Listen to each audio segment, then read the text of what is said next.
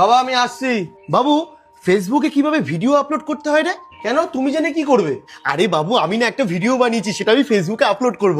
তোমার কি মাথা খারাপ হয়ে গেছে? তুমি এই বয়সে ভিডিও আপলোড করবে? পাড়ায় আমি মুখ দেখাতে পারবো না। আসলে যবে থেকে রিটায়ারমেন্ট হয়েছে না, তবে থেকে তো কোনো কাজ নেই, তাই ভাবছিলাম অফিস তো আর যেতে পারবো না, ফেসবুকের মাধ্যমে যদি আমি আমার কাজটা দেখাতে পারি। কোনো দরকার নেই এসব করার। বুড়ো বয়সে ভীমরতি হয়েছে, ভিডিও বানিয়ে ফেসবুকে দেবে। কাকু,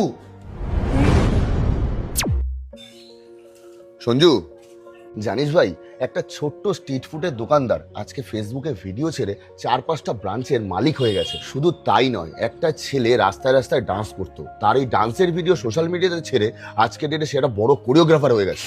সবই তো ঠিক আছে, কিন্তু তুই আমাকে এসব কথা কেন বলছিস? কারণ তুই মনে করিস তোর বাবা যদি ফেসবুকে ভিডিও ছাড়ে তাতে তোর বদনাম হবে।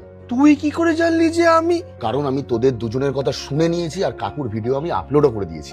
আরে বাড়া, তোর মাথা খারাপ আছে নাকি? আরে আরে, এতে এত সমস্যার কি আছে? যে কাজটা উনি এত বছর ধরে জীবনে করেছে সেটাই ফেসবুকে আপলোড করতে চাইছে।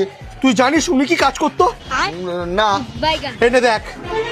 নমস্কার বন্ধুরা, তোমাদেরকে আজকে বলবো তোমাদের কাজুটাকে তোমরা কিভাবে শশার মতন লম্বা করবে। তো তোমাদের প্রথমে প্যান্টটাকে খুলতে হবে। পুরো পাড়ায় আমি আর মুখ দেখাতে পারবো না।